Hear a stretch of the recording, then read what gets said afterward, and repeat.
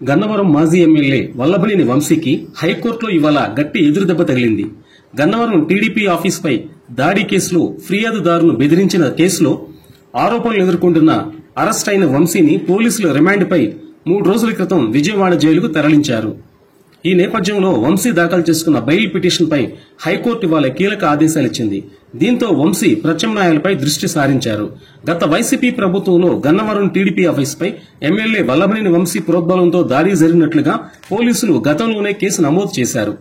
TDP ఆఫీసులో computer operator గా పనిచేస్తున్న దళిత యువకుడు సత్యవర్ధన్ ఇచ్చిన ఫిర్యాదుపై వంశీతో పాటు మొత్తం 88 మందిపై అట్రాసిటీ కేసు నమోదు చేశారు. అయితే ఈ కేసు విచారణ తుది దశకు వచ్చిన తరుణంలో హఠాత్తుగా ఫిర్యాదుదారైన సత్యవర్ధన్ యూటర్న్ తీసుకున్నాడు. దీంతో పోలీసులు విచారిస్తే అసలు విషయం బయటపడింది. వల్లభనేని వంశీ అనుచరులు కొమ్మ కోట్లు, రాము ఇతరులు సత్యవర్ధన్ బెదిరించడం వల్లే అతను ఫిర్యాదును వెనక్కి తీసుకున్నట్లుగా గుర్తించారు. సత్యవర్ధన్ కిడ్నాప్ చేసి హైదరాబాద్ లోని వంశీ ఇంటికి తీసుకెళ్లినట్లుగా కూడా గుర్తించారు.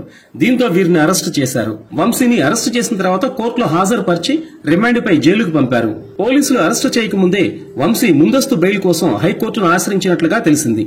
ఈ పిటిషన్పై విచారణ జరిపిన హైకోర్టు ఈ రోజు బెయిల్ ఇవ్వలేమని తేల్చేసింది. ఈ మేరకు వంశీ బెయిల్ పిటిషన్ను తోసిపుచ్చింది.